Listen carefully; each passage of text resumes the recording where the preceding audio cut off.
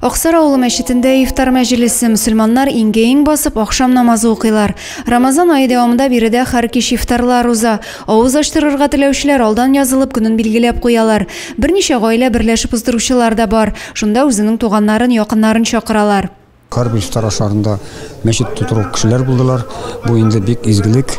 Менә безнең бүген чираттагы үзебезнең Кәрамовлар гаиләсе һәм Фаизларның гаиләсе белән берлектә безнең чакырылган 70-тән артык кеше, бөтен туганнар, нәсел рух җыелайны.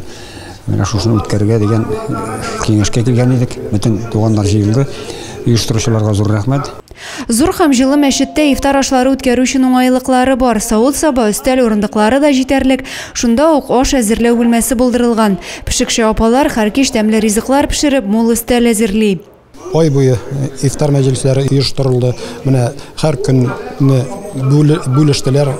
Безнең поварларыбыз инде әлхәмдүлиллаһ тәмле итеп пешерәләр, әзерләделәр. Һәм бар кешедәген риза пешерүләреннән ифтар мәҗлесләрендә ким дигәндә средний 60-70 кеше керә көн саен. Менә безнең бүгенге көнгә без карадык әле 1300 кеше безнең ифтар мәҗлесендә, мәчетебездә ифтар мәҗлесендә булып китте.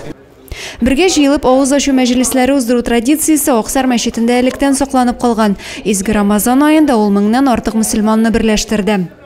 Адилә Бирханова, Максим Майоров, Александр Тимофеев, Зей хәбәрләре.